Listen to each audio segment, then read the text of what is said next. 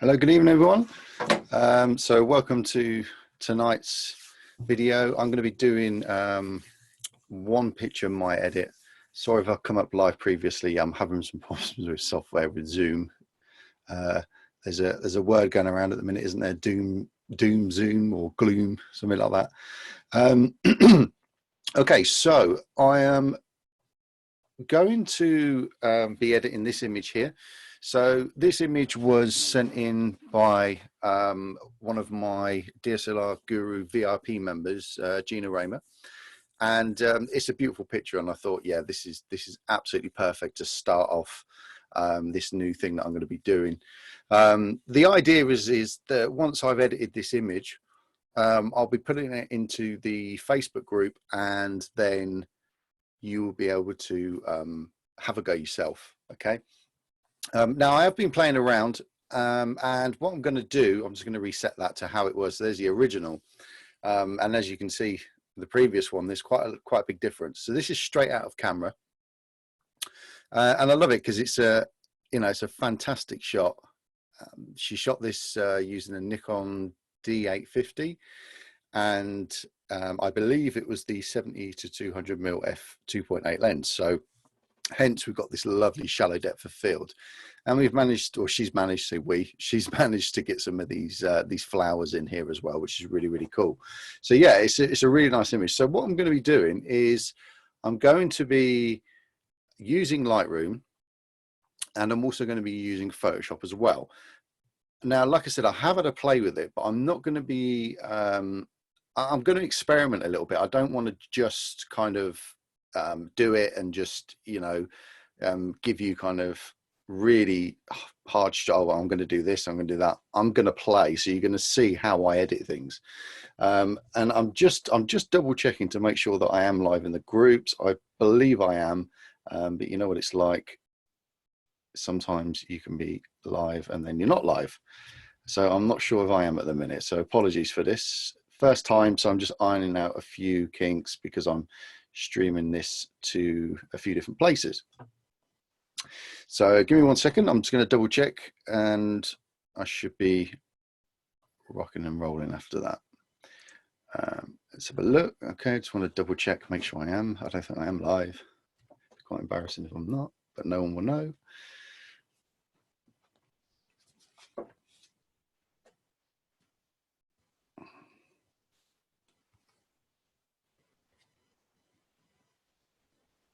I'm live now.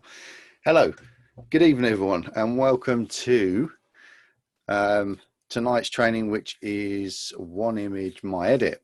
So just to make you laugh, I've been talking to myself for the past 2 minutes, and I thought I was live. The joys of using Zoom. Yeah, so I'm quite glad actually it wasn't live, because it was all a bit of a faff. So anyway, right, so apologies that I'm running a minute late, so it's not too bad. Okay, so this feature then, what I'm going to be doing is one image, my edit. So this is something that's kind of developed as an idea, excuse the pun, from one image, your edit, which is something that I do in the Facebook group. And the idea is to post a picture up and then you edit it, and then members get to see, how you edit, and it's quite interesting because you see loads of different results. But what I thought would be nice is that if I actually done some edits myself, you can see my processes, the way that I edit, and then afterwards you can have a go yourself, and if you want to copy me you can, or you can do your own thing, then you can do your own thing. So quite an interesting feature, which I think will be really cool. So I'm going to be using Lightroom and Photoshop. I'm going to be using a mixture of two. Now, there isn't any kind of hard set ways in which I'm going to be processing these. Like, I'm not going to give you sort of step by steps, as in, do this first, then do that, then do that. I'm literally going to be playing with each picture. It's just the one tonight. I'm going to be playing with the picture, how I would normally edit, and I play with pictures. I mess around, and I want to see if that's going to work or if that's going to work. So it's going to be quite loose. It's not going to be necessarily a hard training session. Okay. So this image was sent in by one of the VIP members, Gina Raymer. She sent in this shot, and it's perfect for the first video of this. she's captured her dog mid-flight, which is really cool. I love it. I think it's got loads of character, loads of life to it. This was shot on a D850, and I believe it was the 70-200 f2.8. So that's why we've got a really short, shallow depth of field. But you can see you've got these lovely flowers that are sharp as well as the dog. So it's a really interesting image. There's lots that we can do with this. I've got a rough idea of what I want to do. So I'll start with the edit now. And like I said, you can sit back and enjoy it, and then I will post this up in the Facebook group and you can have a go yourself. Right, so the first thing I'm going to do is straighten it because it's a bit on the wonk. And to be fair, you know, with the dog jumping in the air like that, you have literally seconds to capture it. So you can't really fault the fact that it's a bit of a skew whiff, but that's fine. So I'm just literally going up to the crop tool and then just turning it so it's sharp, so it's straight. Okay, do that and press enter. There we go. So that's better already. Thanks for coming. I'm joking. Right, so the first thing I'm going to do is I'm going to do the basic edit. So I'm going to use the basic settings up here: exposure, contrast, highlights, things like that. So the whole image is quite dark. The dog is obviously quite dark as well. So I'm just going to bump it up a little bit, not too much because I don't want to lose any detail up here. So just push it up a little bit, add a little bit of contrast, which will make it slightly darker again, but I'm going to come back to these later. So the highlights, we want to try and keep the highlights. I don't want to overexpose them. If I hold the Alt key down, you'll see it goes black, and anywhere that kind of goes white means that you're overexposing, and it's not. So there's actually it's fine. It's because it's an underexposed image. You're not going to lose any detail. So I'm just going to leave that as it is for the minute. The shadows will bring out a little bit more detail. There we go. So you can start to see the dog now. Okay, it's a lot more detail now coming back out just by moving the shadows. And then the whites, again, if I hold the Alt down, yeah, nothing's out. There you go. So it's starting to overexpose. So if I left it like that, obviously that's burnt out information, and we don't want that. So we want to, like I say, holding the Alt key. There we go. So that's the limit of which you can do it. So I'm just going to bring it back a little bit. And you can do the same with the blacks as well. If you hold the Alt key down, I'm sure you've done this. If you haven't, then it's quite good to do. It's called a technical adjustment. So anywhere that's black there is 100% black. Now it is a black dog, obviously, but I don't want to push it to the extreme because I don't want to sort of not lose detail, but make it 100% black, and that you will lose detail in the darks. So just a little bit, I think, just a little bit, maybe a little bit less. Just bring it up a little bit. There we go. Okay, so that's pretty much the first instance, the first kind of just the minor adjustments. I'm going to play with the color temperature a little bit as well. I'm just going to warm it up a little bit because it seemed a bit blue. So sort of down this area is a bit cold. And I think actually going with a warm image would be something we could actually do anyway. We could actually make this a whole, you know, a much brighter image. I think that will work well. Okay. I'm going to leave texture, clarity. I'm going to leave everything else for now. I just wanted to get the bulk of the image up. So if I press Y on the keyboard, you can see straight away that, you know, just moving them sliders, what we've got a completely different image so far. So we've brought out all the detail. The next thing I want to do is have a look at these eyes. So the eyes are quite dark, obviously, because it's a black dog and it's got black eyes there. So I'm just going to bring some detail with that. So what I'm going to do is just use the radial filter tool up here, click on that, and I'm just going to make a circle. Really, I'm going to try and do the shape of the eye. So you can pretty much get bang on what you want with this, and you can tilt it as well. There we go. That's about right. So now what I've got to do is click on this here where it says invert, because you'll notice the whole image just kind of become really bright. Now when I click that, you'll see what happens. So now any adjustment I make is going to be just in the eye, not on the whole picture. Okay, and I'm just going to bring the exposure up a little bit, not too much, about there, I reckon. You can click select show selected mask overlay, and that shows you where you're affecting, but there's no point. So I want to do that on the other eye as well. Quick tip, right click, duplicate, and then drag it across, And what we've got there is the exact same exposure. Okay, so we're getting a nice, even, symmetrical adjustment there. Okay, so if we just click done, there we go, we can see that. And if you want to go back to it, we just click on the brush tool and you'll see that they'll come up there. Okay, so if we want to go back, we can at any time, so that's really handy. Okay, but that's really cool. Just brought a little bit of light out in the eyes, so that's nice. I'm going to clean up the image within Photoshop. So there's I know it's a hair, but it seems like possibly that's on the lens there. I think there's a fly around somewhere as well. That's pretty cool. And I think there is a little bit of dirt up there as well. So all that kind of stuff, I'd usually do it in Photoshop because it's much easier and it's much better. So, okay. Right, I'm just thinking of ideas now. Okay, so what I'm going to do then is I'm going to use a radial blur again, the radial filter again. Looks like a robot, doesn't it? That's quite freaky, actually. So what I'm going to do is I'm going to pick out these flowers here. So I'm just going to drag a sort of circle, so to speak. Okay, and I'm going to adjust it just a little bit at the angle. And remember to click on invert, so I'm only actually making the adjustment inside that. And I'm going to just bring the exposure up a little bit. Okay, maybe some highlights, and maybe this I'm going to add a little bit of texture and a little bit of clarity just to that. Okay, that's cool. And maybe just warm it up a little bit. So that's cool. Let's just pick these out a little bit. So I'm going to do a few of these actually. I'm going to do another one sort of up this high area up here.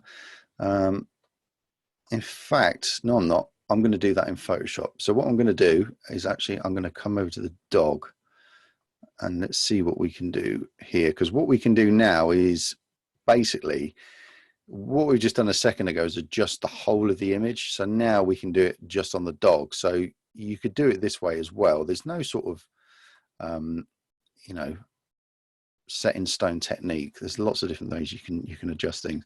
So this here, we could have a little bit more control of the dog look. So we can add a little bit of texture, a little bit of clarity on there, but you just got to be careful you don't push these too much. Okay. You've obviously got to click invert, otherwise it will do it to the whole image. Okay, there we go. So maybe just bring the shadows back a little bit and the contrast back just a smidgen. That's it. That's pretty cool. Okay, so Y key again, just give you a quick before and after. You can see the flowers there, they pop, don't they? So when I do that, you can just see they're just standing out a little bit more. So, okay. So what I would do now then, or what I'm going to do now is I'm going to move this over to Photoshop, do some stuff in there and then come back into Lightroom. So I'm going to have to share a new screen with you in a second. So all you do is go to Photo, Edit in, and then you'll see Photoshop appears up there. Okay, edit as a copy with the Lightroom adjustments, all the stuff that you've just done. Click edit, and then I need to share Photoshop with you. So give me 1 second. It's still opening up in Photoshop anyway, so there we go. Okay, so now in Photoshop. So hopefully you can all see that. And now with my Photoshop, what I have is I actually have these grids that come up automatically, which can be a bit of a pain. If you don't know how to get rid of them, just press Command H and that gets rid of them. Okay. I've set it up just because I use them a lot for you know, adjusting images and things like that for when things are straight. Okay, so I'm going to zoom in, just Command plus. I think it's, yeah. Okay, so this is quite a big image actually. It's an 81 meg image. You can see down at the bottom there, it tells you what it is. So using the space bar just brings a hand up and it means you can move around then. So I'm going to go to this tool here, which is the spot healing brush tool. It's a really, really nice tool just to tidy things up. Literally just click and it uses, as long as it says content aware up here, it basically knows what's around it, and it uses the pixels around it to sort of, get rid of any imperfections. I think I'll leave the fly, if it is a fly, could be a bit of dirt. I'll leave that for now, because I think it adds to it. It's a bit natural, isn't it? Now, there was a point here in this part of the image that I didn't like.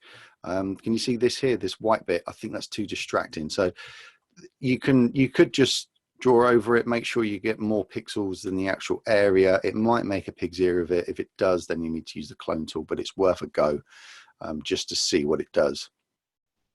Okay, so Photoshop's being a little bit slow with it. Is that any good?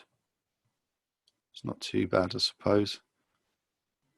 Yeah, maybe we'll just go to the clone tool, and I'm just going to clone this part. I think it will look better. So with the clone tool, you need to hold the Alt key down, select the area, then let go, and go over to where you want it to copy. But you want to come up to here where the brushes are, and you basically want to have the hardness down to 0. Otherwise you get a really hard copy and it doesn't blend that well. Okay, so it's going to make the brush a little bit bigger, and something like that. That's it. That's better. Okay, so that's got rid of that problem. And to be honest, it's blurred anyway. It's just the actual white that I didn't want in there. Not sure on the fly. Don't know if I should take that away or not. Probably be an idea, because it is quite distracting, isn't it?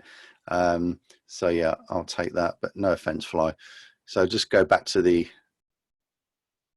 tool we used a minute ago, which is up here, spot healing brush tool. Just click on that. Okay, do it again. I might do it a couple of times. There was a couple of bits as well on the dog, wasn't there? Hair. I know it's got hair, but I think it was actually dirt on the camera, possibly dirt on the camera. And there's a couple of bits like here. Can you see that white patch there and that patch there? Or is that could be that I've got a dirty monitor. Let's have a look. Okay. So what I'm going to do is just make the brush smaller. Yeah, I'm going to get rid of this. It might be a part of the dog, I don't know. But these things here, they're just a little bit too distracting. So these kind of little areas here. Because the idea is that we want the viewer to look at the eyes. Okay, we don't want the viewer looking anywhere else. And these little bits and bobs can be quite distracting. So these little white bits here, I know it's part of the dog, but we just want to clean it up. Just make it look a little bit cleaner. So just run over that hair that's there. And I like to work at this kind of distance. Now I wouldn't necessarily get rid of these white bits, because that is a feature of the dog, and if you do that, someone might be really annoyed that you've taken, a certain part of the image out that's, a feature of their animal. You don't want to be doing that. So the shutter speed on this was a little bit too slow. Can you see there's a little bit of blur? So it needed to be just a smidgen faster, just to freeze everything. But excuse me, the face is pin sharp. Well, as near pin sharp as you're going to get. We're at 100%, so it's a little bit soft, but it is sharp. And the you've got a little bit of movement in the legs, which I don't mind actually, because it does add to the the motion of the dog. Actually, I'm going to take that white part out, because I don't think it is a feature. I think it's dirt. I'm not sure, but it is really distracting. So this here, okay, so literally just still using the same tool, just going to brush over it. And it should darken that because of the, yeah, there you go, and these little bits here. So I'm just trying to find stuff that are going to be distracting. There's a little bit of white here on the eye as well. There we go. That's a little bit better. There's a little bit of a loose hair there as well. So it's just these little things that are going to distract the eye. So again, I can see this little white bit here. I mean, we're talking really minute stuff, but these little bits are what distract the eye, and you don't want the eye to be distracted. We want it to we want it to be focused straight on the face there. Okay, So that's cool. Okay, right. So what I'm going to do now, I'm going to duplicate the layer. So there's a couple of ways you can, well, there's about 10 billion ways you can do it. Right click, duplicate layer. There we go. I'm just going to say okay. Now, really, what I should have done was all of that stuff. I should have done it on another layer, but it's not the end of the world. It just means that I can't go back, but I'm fixing up the image, so it's not like I'm going to ever need to go back because I've cleaned the image up. So it's not a bad thing. Doesn't matter. So what I'm going to do is I'm actually going to isolate the image. So I'm going to isolate the dog. So to do that, I'm going to use the quick selection tool, which is up here, or the quick selection brush. It's the fourth one down. Make sure it's on the plus. And I'm just going to click, and it's doing a pretty good job. I just want to select the dog. I'm going to zoom in a little bit because we want to try and get a really nice selection. To be fair, this is a really, really, really easy image to select because obviously the dog and the background, the contrast is quite high. Obviously, if you've got something, say, that's white up against a white background, there's no contrast difference, so it's really, really difficult. But with this, because there is a contrast difference, then it's going to do a pretty good job. So if I hold the Alt key down, see the brush turns to minus, and I can then just click, and it will just get rid of some of the selection there. So that's not bad. There's a little bit still there I wouldn't mind getting, so I'm going to go back up to the plus, and I'm going to select that. There's a little bit left of the ear, see up here as well, but we can in the next part, which is the select and mask, we can do a little bit more in there as well. So okay, I'm going to do that. And I've always found that basically the longer you take doing this, the better the result. Okay, so you know, it's not a major job. It's not a major cutout because it's, you know, like I said a minute ago, the contrast on it's quite great. But it's things like these bits of, see these little bits of hair here, that's what we want in. So if we click select and mask, what that will do is show us what we've got, and now we can refine it. So you've got your tools up here and you've got tools over here as well. I like to have it like this with the red, just because I can see the edges and things like that. Now these tools up here, you've got the quick selection tool. That's what we were just using. This one, the refine edge, that's what we want to be using. And we just want to go over the ear. So basically what we're telling Photoshop is just have another look at that area there, because, you know, there's a definite line there, but we're not sure if you've actually managed to separate that from the background or not. Okay. And you can see it's picked out the hair there. Now it's started to pick it up. It's done a pretty good job. We could do the edges here a little bit better, but I'm not too bothered because all I'm doing is isolating the dog so that I can add colors and things like that, so to the background. So it doesn't have to be perfect, but all I'm doing is literally just dragging the brush over just around the sides there. Okay, so over here we want to use some of these here, like we've got smooth, feather. So obviously if we click that, we're going to get a softer edge, which is kind of what we want on the dog really, because it's fur, isn't it? We can just move this up a little bit. Contrast, add a little bit of contrast, and then decontaminate colors. Don't really need that, but I'll click it, always click it anyway. What that means is that any color that was, say, reflecting off the grass onto the dog, okay, then that's not going to appear, which is cool. So I've just gone back up to the minus because I've just noticed it's within the dog, it started to select the the dog, and we don't want that. Okay, so within that, then I'm going to click here where it says new layer with layer mask. Okay, I'm just going to say okay to that, and then I'm going to go to window and go to layers, which are there. So there we go. We can see there's the background copy, and there's the layer with the layer mask. So now what I'm going to do, I'm going to come down to here, And I'm going to add a gradient. So when you click on this here, you'll get a big menu come up. Mine's at the bottom at the minute. You can see here, you'll get all this. So I'm just going to go to gradient, and what I'm going to do is I'm going to leave it at this one here. If you click on there, you see you've got a big selection. I'm just going to leave it on that one there, which is from white to nothing. I'm not going to click align with layer, because what that means is that I can move it. But what I am going to do is click on this here. Okay, so just clicked once, and this is basically going from white to nothing. So I'm going to change that. I'm going to click on this little square, then the color comes up, and I'm going to select a color. And I think what I'm going to do, the reason why I'm doing this is because if you remember this, the sky is a little bit white and it's a little bit dull. So I want to add almost like a sunset sort of, not a sunset, but an image of a you know, light coming through. And I'm going to change the style as well. I'm just going to say okay to that color. I'm going to change the style. I have to say okay to that as well. So I'm not going to have it as linear. I'm going to have it as a radial. So you'll see why in a minute.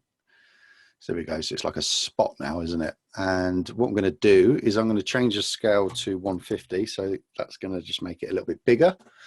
There we go. That orange is a bit, it's not very good. I'm going to change that. I'm probably going to make it a little bit darker. But again, I can come back to this whenever I want. There we go. That's better. Press OK. Press OK. And I'm going to want this. So what I'm doing now is literally clicking on it and bringing it up here. You see? So that's all I'm doing is just clicking on the mouse and dragging it. Press OK. So that's giving us this kind of, it's almost like a bit of a backlight, isn't it? Yeah.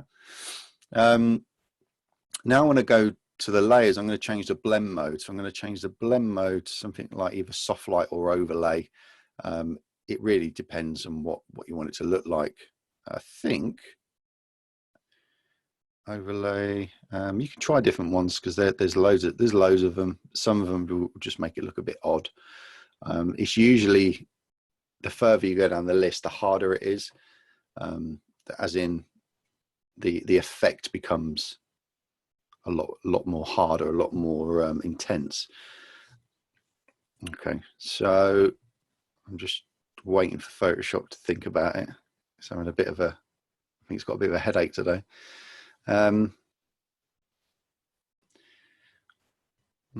Let's have a think. Lighten screen. So let's go with soft light. There we go. We'll go with soft light. And what we can do is we can bring the opacity down. So by doing that, we're literally taking that away. So that's it at 100%. And then as I bring that down, it'll bring that effect down. Now, if I want to intensify this, all I have to do is duplicate this layer. Okay, so I just press Command J. You can see there, look, it's just going to duplicate it. Okay, and it's just going to make it more and more and more intense. So, and I actually prefer it like that. So now what I'm going to do is I'm going to hold the Shift key down. Okay, click on the bottom one of these layers that I've just created, right click, and then I'm just going to go to group layers. And what that will do, I don't ever name things because I can't be bothered. I'm really lazy like that. I should really. I end up just guessing what they are. I'm sure we all do. Well, you shouldn't, but you know, do as I say, not as I do. Then within this group, what we can do is we can actually then bring the opacity down of all of that. So that whole group, we can bring that down. So even though we've intensified it by 3, well, we've got more control. So because we can still bring the opacity up. Okay.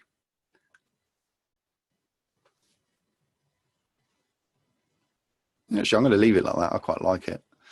Yeah, that's quite cool. I quite like it. So I'm going to add another one, another gradient. And I might even add a solid color to this after as well.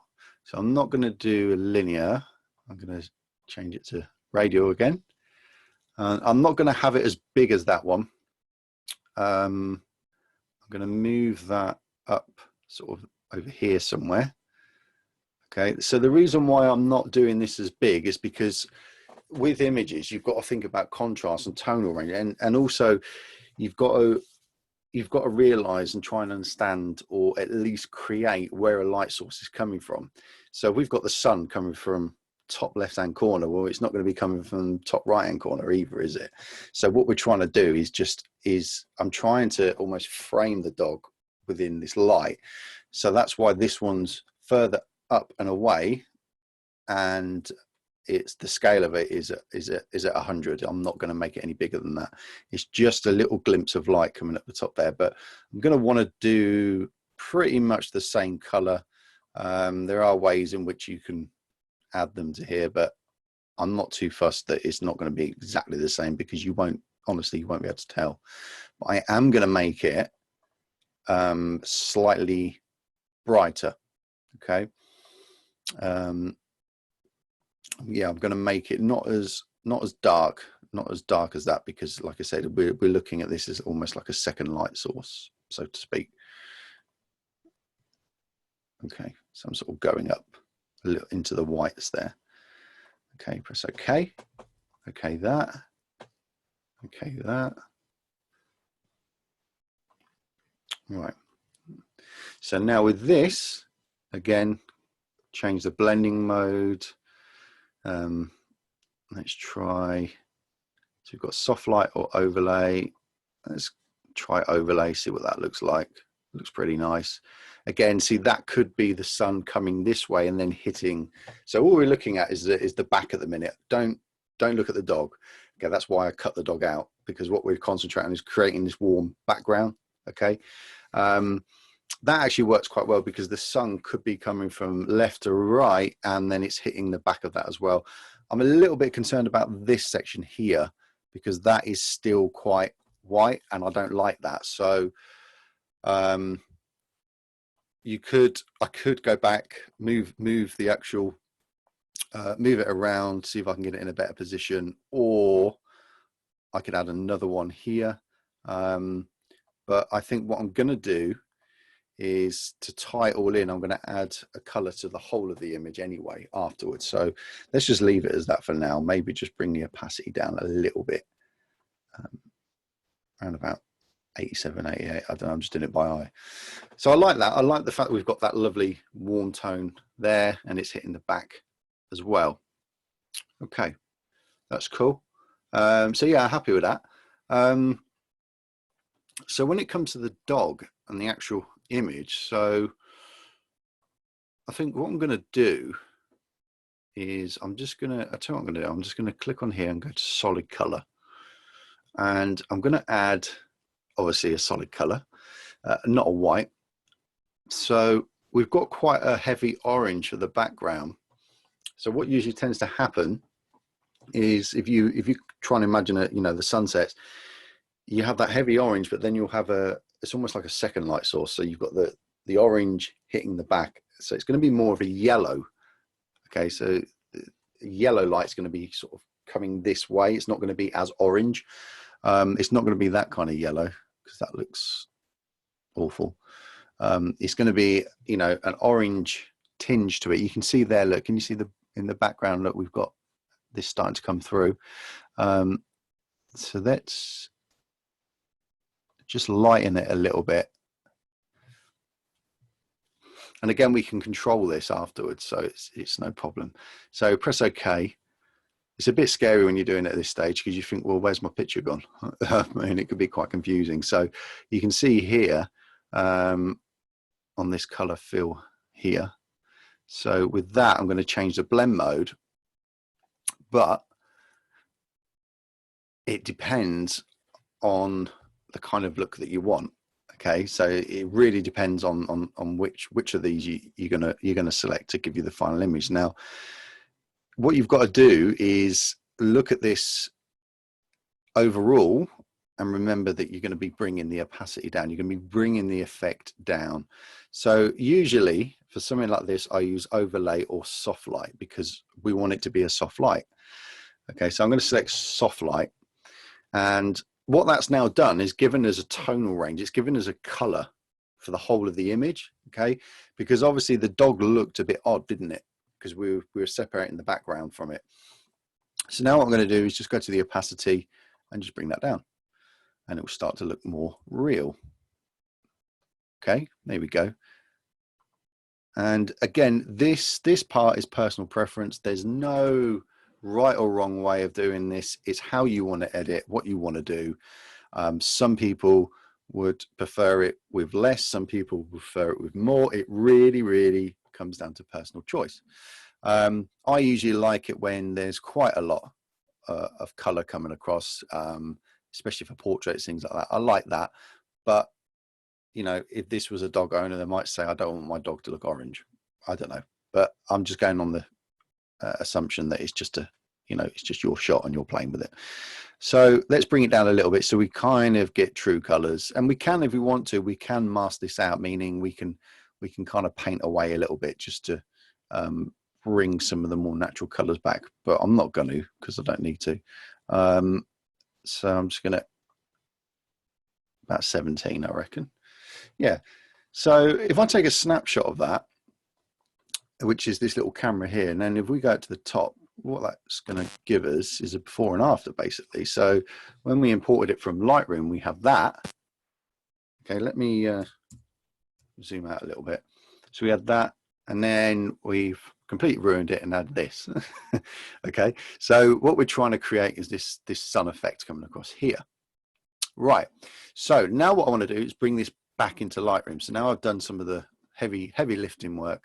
So all you need to do to transfer from from Lightroom to Photoshop and then Photoshop to Lightroom is if you just come up to the top here and go to File and then click Save, what that's going to do is it's going to load that back into Lightroom. It's going to save it as a copy. So you're not going to be going over the original within Lightroom. And it means that you then don't have to, in Photoshop, go to File, Save As, and go back to Lightroom and import it. It's just, they work really quickly together like that. So that's the easiest way to do it. Okay, so I'm going to open up the Lightroom now. I'm going to have to share that again with you.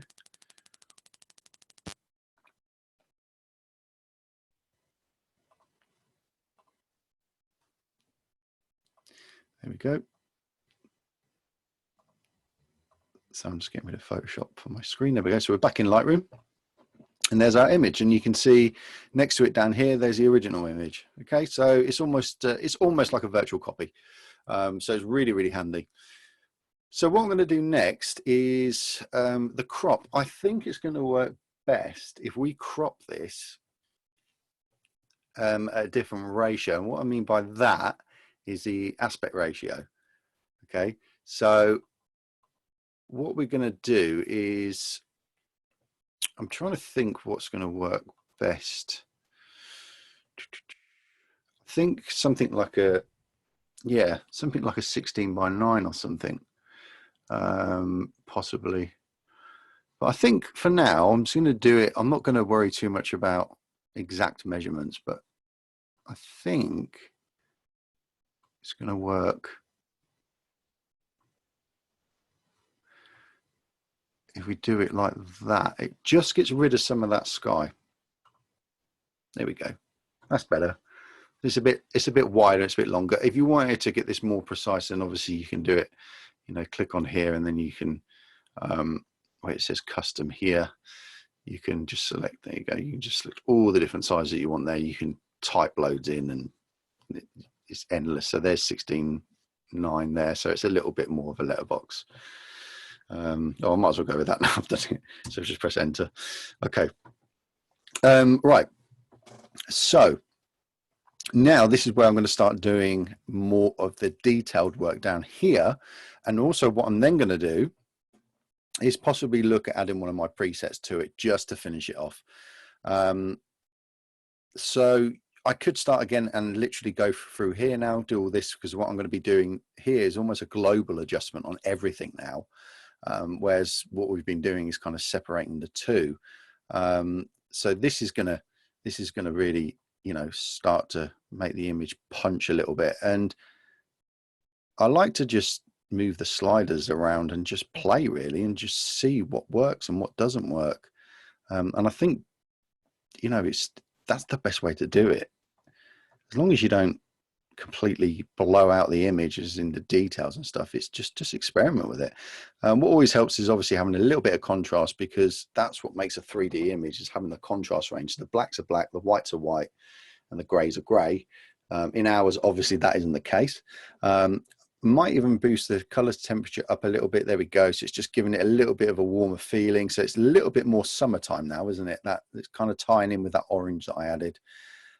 Texture, clarity, dehaze, and vibrance. Yeah, I can add it now, I suppose. Now I'm not a big fan of these, because if you go too far, it can just start to ruin the image. Okay.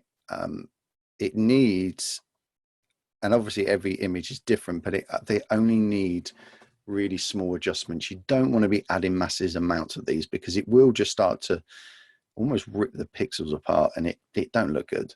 Okay, so don't do that. Same with clarity. Look, you know, if we add that, it just starts to look a bit lifeless and almost a bit high dynamic range HDR. I don't really want that. So just really, really small minor adjustments. Now the dehaze is obviously, that would have a massive effect on this because of what we've just done. We could add more haze, okay, and we could take it out. So again, we've got a little bit more control there. And again, I would look at this multiple times and think, okay, well, is that better, or is it going to be better darker? Which I think it is, because the dog stands out now, but it's still got that nice tone range to it. Okay, vibrance, we can whack that up. We'll have some of that because it's going to really just make everything pop, like the oranges and stuff. And same with the saturation as well. We can boost it up a little bit. So we're just boosting up the colors and making it look really nice. Now this is really, really critical and really important. Tonal curve. I'm sure you've used this before. If you haven't, there's a few ways which you can use it. You've got the RGB, which is the more complex one. So you want to be using, you don't want to be using that one. You want to be using the linear. So medium contrast or strong contrast. I'm going to go for a medium, and what you can do is click in the middle and you can push that up and down, and it will basically, that's the gray areas, and then up here is your whites, and then at the bottom is your blacks. So these are the black areas down here, and this is just it's a really good tonal tool to use. But yeah, if in doubt, just set it to medium contrast, and that would kind of do the job for you. Right, so like I say, I'm not doing this as a complete tutorial. I'm not going to go for each one and say this does this. I'm just doing what I would do. So I'd sharpen it a little bit. And what I will do is keep detail on 50, because what I'm telling Lightroom is actually, well, yeah, I want to sharpen it, but I want to keep the detail. I don't want you to blow it out. I don't want to lose any detail there. So there we go. And again, let's see, because the image was slightly soft, it needs quite a lot, but then what we're doing is we're introducing a little bit of noise in there, and that's why this noise is down here. So this will reduce the noise. So if we pump the color up, hopefully that will help us a little bit. Okay, but I have really, oh, wrong one. I really over sharpened that too much, way too much. It's going to need, and bring the masking down. It's a little bit soft, but hey ho, we'll live with that. That's it. Okay, and then what I'm going to do is come to the lens correction. I always do this. Remove chromatic abrasion, enable profile. We'll see what. Yeah, I know that she's got a Nikon, and that should bring up the lens profile. Yeah, there we go. Let's 7200. Yeah, so that's just given us a lens profile, which just helps with distortion and things like that. There we go. It's just coming to life. You see, it just popped. Then I don't need to do any of that. I think a nice vignette will actually work with this. So we could go really cheesy and add a white one, which I'm not going to do. I hate that. It's one of my pet hates. So I'm going to add a black. So the reason why I add a black is because black draws your eye into the picture. And again, you know, this is just my personal way of doing things. Okay, you might find this hideous. You might not like any of the colors, and that's fine. I'm just showing you how I edit things. Obviously, you can do it your way. So what this is going to do is basically change. I'll show you. It'll just be easier. Let's say you got midpoint here. So if I whack this right down to black, you'll see what I mean. There you go. So the roundness of it as well, you can make it rounder or not. That's all that is. Okay, and then feather in it. So it's nice and feather. So I usually have the feather quite high because I want it to be a real gradual like that. But obviously not as heavy. So I'm going to bring that back up. You bring this midpoint back up. Yeah, that's enough. That's cool. Still not liking this bits of white, but I could crop that out, or I could just add another layer in Photoshop. But I think it's all right. That's cool. Yeah, colors and stuff. I could go into the colors and mess around, but let's have a look. I don't think I need to. I could, if I wanted to, start changing this orange. But it's going to be a global adjustment, meaning it's going to change everything. So I'm going to leave it because I kind of selected them oranges previously anyway. So now I've done that, I'm quite happy with that. So what I'm going to look at now is from here is now look at some of my presets because I've done the adjustments that I wanted to do. If I now add a preset, I can then add that and see what it looks like and see if it brings anything to the table. Now, presets really are designed for, they're a starting point. They're not an end result, okay? Because the reason why I say that is because you'll notice when you're using presets that you'll click on one and it will make your picture look awful. And you think, well, what's the point of that? It's because it's near and impossible to create a preset that works for every image, but mainly every camera, lens. Okay, you've got different lighting conditions. So that's why they're starting points. And you know, anybody that tries to sell you a preset and basically says, look, if you click on this preset, it'll make all your pictures look like this, they're talking out their ear end, okay? Because that's not how they work. They'll look a particular way if you shoot in these lighting conditions with this camera, with this lens, with this subject. Okay, so they're starting points. So always look at them as a starting point and then come back in here and adjust them. I'll show you exactly what I mean, because look, if I pick one, let's pick one, look, cool HDR. Okay, that will probably make it look awful.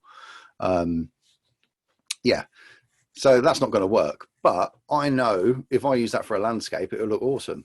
Okay, someone might actually like that and say, actually, no, I do like that. But I don't. So let's have a look. There's Brownie, which is famously named after me. So a brownie on there. Again, see what that's done. That's brought something different to the table. And so what it's done, it's made it more of a watercolor painting, isn't it? You know, but don't like that. Bumblebee. So I'm thinking that's going to work because I created that as a yellow tinge, and that's quite nice actually, because also what it's done, you can see the dog. It's actually what the preset has done, I'll show you in a second in the tone curve, is that I've almost made it almost a matte effect. So, and that's worked quite well. So if I just click on Bumblebee, we've selected that, okay? And if we want to change it, we can, but if you come down to the curve tool here, that's what I mean, that's what I'm talking about here. Can you see this curves all the way at the top here? That's what creates them matte images. So, you know, when you see pictures and you think, how have they created them images that have that dull color that is like, you know, like lots of greens or oranges, and they're really almost like a matte look. All it is pushing that up. That's all it is, okay? And that's quite a nice effect. I quite like that actually. Cinematic smooth. So a cinematic kind of look might look quite cool. No, it kills it, doesn't it? I think this is quite nice actually. Cold Heart, that could be quite cool. Again though, it's going to the cooler tones. It's quite nice, but I think I quite like Bumblebee. I've got a golden cinematic that might work well. No, see, it's too much. Okay, so I'm going to stick with Bumblebee. Now, like I said, there are starting points. So what you can now do, and this is a great way, and this is why these particular presets that I've made, they're all traditional darkroom techniques that I used to do, and I personally have called them things like cold heart, things like that, because the way my brain works, being dyslexic, I couldn't write numbers down and all this, so it was just like, oh yeah, that reminds me of this person and she's got a cold heart, so I'm going to call it that. It's just random stuff, you know. And what's really good about them is that you can see everything that I've done in here, and that's with not just my presets, with everybody's presets. So study these. So if you really like the look of something, then study the preset and work out why. It's a little bit like that tone curve there, look, you know, just knowing that pushing that up gives you a matte look can completely change your images. I don't think it needs a lot doing to it, if I'm honest. I would maybe think about bringing the exposure down a smidge, literally 0. Well, it's not even, it's like 0.05, isn't it? Just to, I think that's quite nice. And maybe just add a little bit more contrast. At the minute we've got 10, so just add a little bit of contrast. There we go. I think that's quite nice, actually. So that's the kind of way that I process stuff. And I've just noticed, look, see these flies here. So if you did want to use Lightroom, then just click on this tool here. It's not very good. I wish Adobe would make this as good as the one in Photoshop. It's okay. You've got clone and heal. So I'm just going to leave it on heal. I'm going to feather it. So it's really, really, really good for blending. I mean, you don't have to get rid of these. Just click and drag, and it's going to ask you where you want to copy it from. 9 times out of 10, it's quite close, and it will match it up. So you don't really have to worry. But if you do want to move that, you just literally drag it, and that's it. And then just press done. Like I say, I'm just showing you that just in case you want, you know, because what I do now is I look at this Hawkeye's, see this, that I know that is going to be distracting. That point there is distracting because I'm drawn straight to it. And that's just without sounding like a big head or anything like that. It's just experience. That's all it is. You might think, what on earth's he on about? It's just because I've looked at literally hundreds of thousands of pictures. That's why I can pick these little things up, and you'll get that eventually. Okay, just practice. That's all it is. Practice. No secret sauce or anything like that. Okay, so, and I need to clean my monitor as well because I can't distinguish between what's dirt and what's not.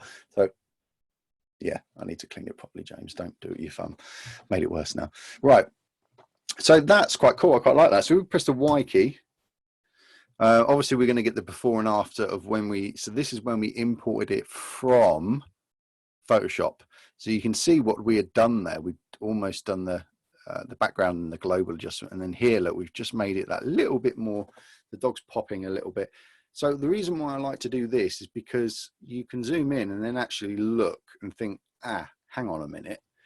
And and what it is, I guarantee, yeah, it's clarity, look. See what, and the texture. So it's a little bit too much, isn't it? Yeah. That one's too soft, that one's too much. So we can just bring that back. So it's always a good way just to, you know, you've got a reference point. So I'm going to bring the texture down a bit as well. Here we go. That's better. It's more natural looking now, isn't it? Well, as natural as you can be in Photoshop. If I go up here to, okay,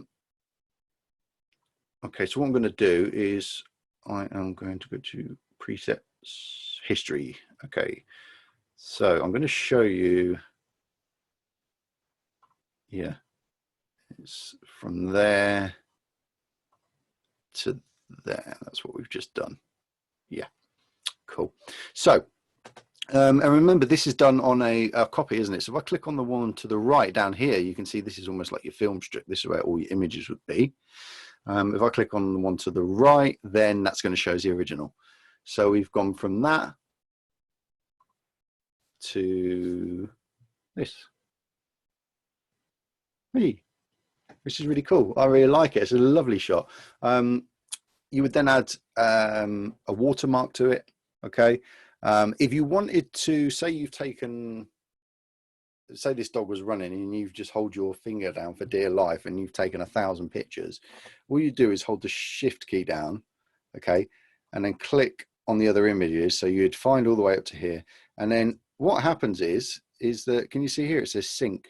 You just click that and all the other images along your film strip will be edited exactly the same as that. So you haven't got to go through every single image, but only do that to pictures that are the same shot, so to speak, okay? Because you know, if you do a shoot like that and then you go over somewhere else and you take pictures, the light's going to be different, so it won't look exactly the same, but it will look fair enough, okay? Sort of very similar. So yeah, I really like that. I think that works really, really well. Like I said, you know, you'd add a watermark to it. You can do that in Photoshop, or you can do it within Lightroom when you export it. So with export, and I'm just going to wonder if actually it's going to show you this up here or not. You go to File and then Export. I'd be quite interested because Zoom's only picked up the window, I think. I don't think it's picked up all of this, but we'll soon find out. And from here, you would then just, sorry, I'm just catching up. Oh, you can see it, cool. So where you want to save it to, okay, you can put it into a subfolder if you want to. You don't have to, just desktop. You can rename it to whatever you want. So I'm going to call it dog. Let's call it the dog. And then come down. So you've got this here. So JPEG's basically going to dump all the data. I would say this is a TIFF file originally, so I'm just going to save it as a TIFF file.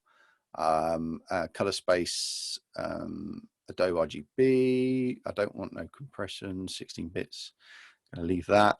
Sharpen for screen. I'm going to leave all of that, and then if I wanted to add a watermark, I could here. Okay, I'm not going to because it's not my picture. And then just click export. Now, if you wanted to put this straight onto social media, then obviously you would save that, or not obviously, you could save that as a JPEG. So, you know, so a TIFF file has now just appeared on my desktop, and it's saying up here, export in one file.